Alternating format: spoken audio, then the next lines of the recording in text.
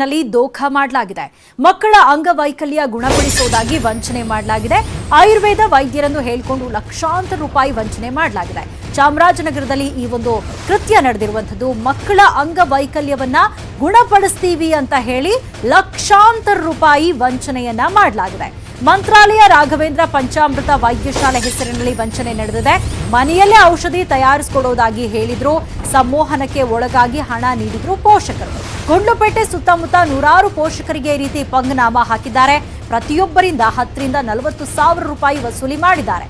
ಮತ್ತೆ ಬರ್ತೀವಿ ಅಂತ ಹೋದವರು ಇದೀಗ ನಾಪತ್ತೆಯಾಗಿದ್ದಾರೆ.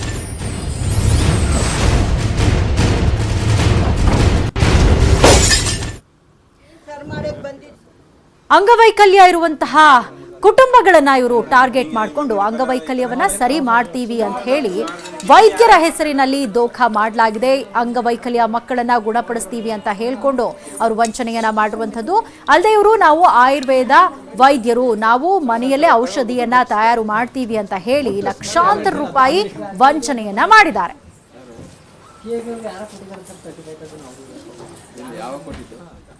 ಬಂದಾಗ ಅವ್ನು ಬಂದ ಇಲ್ಲಿ ಗಾಡಿ ನಿಲ್ಲಿಸ್ಬಿಟ್ಟು ನಮಗೆ ನಿಮ್ಮ ಹುಡುಗ ಇದ್ರೆ ತೋರಿಸಿ, ಡಾಕ್ಟ್ರು ಬಂದಿದ್ದಾರೆ, ಫ್ರೀ ಟ್ರೀಟ್ಮೆಂಟು, 1 ರೂಪಾಯಿನೂ ಇಲ್ಲ, 4 ಅಣಿನೂ ಇಲ್ಲ, ಫ್ರೀ ಟ್ರೀಟ್ಮೆಂಟ್ ಕೊಡ್ತಾರೆ, 3 ತಿಂಗಳು ಟ್ರೀಟ್ಮೆಂಟ್ ಕೊಡ್ತಾರೆ, ತೋರಿಸಿ ನೋಡಿ ನಿಮ್ಮ ಮಗ ಚೆನ್ನಾಗಾಯ್ತಾನೆ ಅಂತ ಹೇಳ್ದ ಸರ್.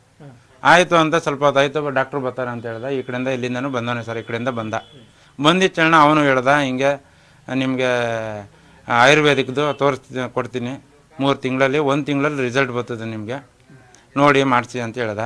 ಆಮೇಲೆ ನಮ್ಮ ದುಡ್ಡು ಗಿಡ್ಡು ಇಲ್ವಲ್ಲ ಸರ್, ಅದರಿಂದ ನಾವು ಏನು ತಲೆಗೆ ತಗೊಳ್ಳಿಲ್ಲ. ಆಮೇಲೆ ಏನು ಮಾಡ್ದೆ, ಇದ್ದಂಗೆ ನಿಮ್ಮ ಹುಡುಗನ ತೋರಿಸಿ ನೋಡ್ತೀನಿ ಅಂತ ಹೇಳ್ದ. ಆಮೇಲೆ ಸರ್ ಈ ಥರ ಭಸ್ಮ ಅದು ಇದು ಎಲ್ಲ ಆಯುರ್ವೇದಿಕ್ದು ತಗೊಂಬಂದು ಇಲ್ಲೇ ಮೆಡಿಕಲಲ್ಲಿ ನಮ್ಗೆ ದುಡ್ಡು ಕೊಡಬೇಡಿ, ನೀವೇ ತಗೊಂಬಂದು ಕೊಡಿ, ನನಗೆ 14 ರಿಂದ 15 ಸಾವಿರ ರೂಪಾಯಿ ಆಯ್ತದೆ, ಮೆಡಿಸಿನ್ ತಗೊಂಬಂದು ಕೊಡಿ, ನಾನು ಇಲ್ಲೇ ಮನೇಲೇ ಮಾಡಬೇಕು ಅಂತ ಹೇಳ್ದ ಸರ್. ಮಾಡ್ಕೊಡ್ತೀನಿ ಅಂತ ಅವ್ನು ಹೇಳಲಿಲ್ಲ, ಮನೇಲೇ ಮಾಡಬೇಕು, ನಿಮಗೆ ಹೇಳ್ಕೊಡ್ತೀನಿ ಮಾಡಿ ಅಂತ ಹೇಳ್ದ. ಇವ್ರು ಮಾಡೋದು ಬೇಡ, ನೀವೇ ಮಾಡಿ ಕೊಟ್ಬಿಡಿ ಅಂತ ಹೇಳ್ದ ಸರ್. ಬಂದಾಗ ಅವ್ನು ಬಂದ ಇಲ್ಲ ಸರ್, ಅವನು ಅದೇ ಈಗ ನೀವು ನೋಡ್ತಾ ಇದ್ರೆ ನಾನು ನಿಮ್ಮ ಕಣ್ಣು ನೋಡ್ಬೇಕು, ಈಗ ಈ ಥರ ಅವನು ಇದು ಮಾಡ್ತಿದ್ದ. ನನಗೆ ಅದುವರೆಗೂ ಏನು ಅರ್ಥ ಆಗಲಿಲ್ಲ. ನೋಡ್ತಾ ಅವನು ಹೇಳ್ತಾ ಇದು ಮಾಡ್ತಾ ಅದನ್ನೇ ಇದಾಗೋಯ್ತು ನನಗೆ. ಅದೇ ಜ್ಞಾನದಲ್ಲಿ ನಾನು ಕೂತ್ಕೊಂಡು ಅವ್ನು ಏನು ಹೇಳ್ತಾರೆ ಅದು ಕೇಳ್ತು. ಆಮೇಲೆ ಮೆಡಿಸನ್ ತೆಗೆದು ನೋಡಿ ಸರ್, ಇದು ನೋಡಿ ಮೆಡಿಸನ್ ಇದೆ ಅಂತ ನನ್ನ ಮಗಳಿಗೆ ಮುಟ್ಸಿದ, ಮುಟ್ಟು ನೋಡಿದ್ರು. ಹಿಂಗೆ ಪುನಃ ನಮ್ಮ ಮಿಸ್ಸಸ್ಸಿಗೆ ಮುಟ್ಸಿದ, ಅವರು ಮುಟ್ಟು ನೋಡಿದ್ರು. ಪುನಃ ನೋಡಿ ಸರ್, ನೀವು ನೋಡಿ ಸರ್ ಅಂತ ಮುಟ್ಸಿದ. ಮುಟ್ಟಿದ ಮೇಲೆ ಸರ್ ಒಂಚೂರು ನನಗೆ ಜ್ಞಾನ ಏನಾಯಿತು ಹೆಂಗಾಯ್ತು ಅನ್ನೋದು ಗೊತ್ತಿಲ್ಲ. ಆಮೇಲೆ ಏನಾಯಿತು, ದುಡ್ಡು ಕೊಡಿ ಮತ್ತು ಅಮೌಂಟು ಅಂತಂದರು. ನಮ್ಮ ಮಿಸ್ಸಸ್ ಹೋಗಿ 14 ಸಾವಿರ ಅವ್ರ ಹತ್ರ ಇತ್ತು, ಅವ್ರು ತಂದು ಕೊಟ್ಟರು ದುಡ್ಡು. ಅವ್ರು ಕೊಟ್ಟ ಮೇಲೆ ಸರಿ 20 ಸಾವಿರ ತಗೊಟ್ಬಿಡಿ ಬನ್ನಿ ಸರ್ ಬ್ಯಾಂಕಲ್ಲಿ ಅಂತಂದ.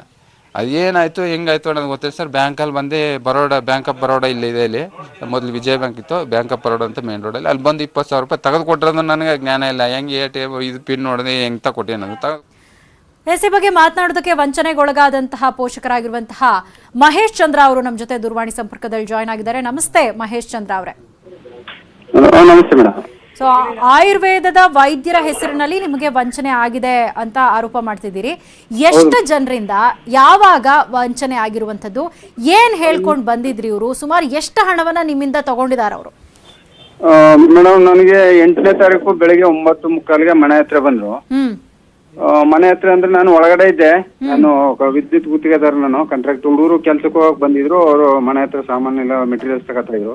ಅವ್ರ ಮಧ್ಯೆ ಬಂದ್ರು. ಅಲ್ಲಿ ಬಂದು ಅಲ್ಲಿ ನನ್ನ ಮಗಳು ಬಾಗಿಲ ಹತ್ರ ನಿಂತಿದ್ರು. ಅವ್ಳು ನೋಡ್ಬಿಟ್ಟು ಇವರು ಒಳಗಡೆ ಬಂದ್ರು. ನಿಮ್ ಮಗಳಿಗೆ ಅಂಗವೈಕಲ್ಯತೆ ಇದೆ, ಅದು ನಾವು ಸರ್ವೆ ಮಾಡ್ಬೇಕಾದ್ರೆ ಈ ಪಕ್ಕದ ಮನೆಯವರು ಹೇಳಿದ್ರು ಅಂತಂದು. ನಾನು ಹೆಚ್ಚು ಕಮ್ಮಿ ಒಂದು 250-300 ಜನ ಡಾಕ್ಟರ್ ತೋರಿಸ್ತಿದ್ದೀನಿ ಮೇಡಮ್. ಅದು ಏನು ಇದಾಗ್ಲಿಲ್ಲ. ಅದಕ್ಕೆ ನೋಡೋಣ, ಇದು ಇವ್ರದ್ದು ಒಂದು ಏನೋ ನೋಡೋಣ, ಯಾರಿಂದನಾದ್ರೂ ಸರಿ ಹೋಗ್ಬೋದು ಅಂತ. ಹೌದೌದು ಮೇಡಮ್.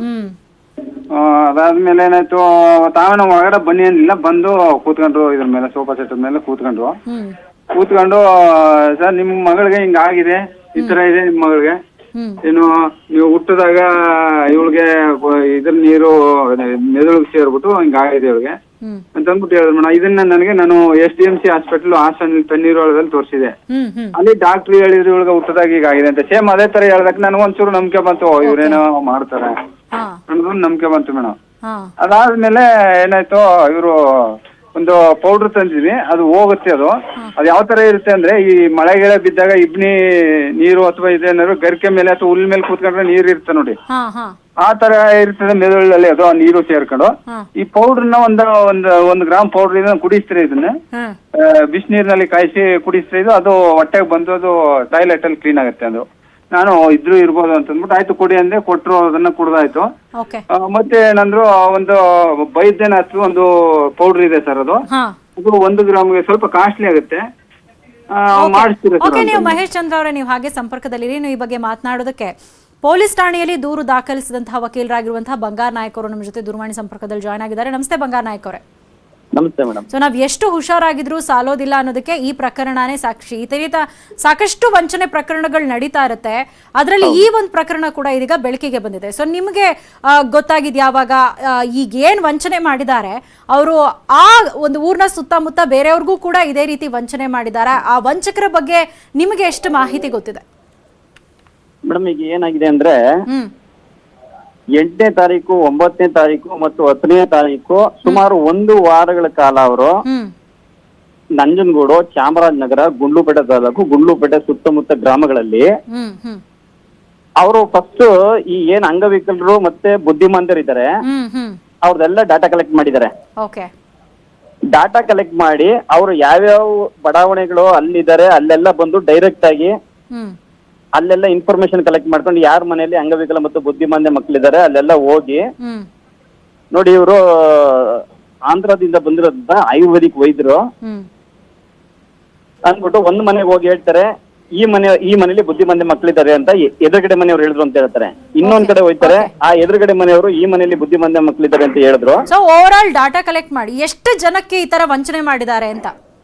ಮೇಡಮ್, ಒಂದು ಪೊಲೀಸ್ ಸ್ಟೇಷನ್ ಪಕ್ಕದಲ್ಲೇ ಇರೋಂತ KSN ಬಡಾವಣೆ 1ರಲ್ಲೇ ಸುಮಾರು 4-5 ಜನಕ್ಕೆ ಆತರ ಮಾಡಿದರೆ, ಒಬ್ಬೊಬ್ಬರ ಹತ್ರ 35,000, 40,000, 20,000, 25,000 ಆತರ ಎಲ್ಲ ಇಸ್ಕೊಂಡು ನಿಮ್ಗೆ ಏನಾದ್ರೂ ಆರೋಪಿಗಳ ಬಗ್ಗೆ ಸುಳಿವು ಸಿಕ್ಕಿದ್ಯಾ? ಮೇಡಮ್, ಅದ್ರ ಬಗ್ಗೆ ತನಿಖೆ ಮಾಡಿದ್ರೆ ತಾನೇ ಸುಳಿವು ಸಿಗೋದು. ಈಗ 8ನೇ ತಾರೀಕು ಪ್ರಕರಣ ನಡೆದಿದೆ. 9ನೇ ತಾರೀಕು ಒಬ್ರು ಮಹೇಶ್ ಚಂದ್ರ ಅನ್ನೋರು ಕಂಪ್ಲೇಂಟ್ ಕೊಟ್ಟಿದ್ದಾರೆ.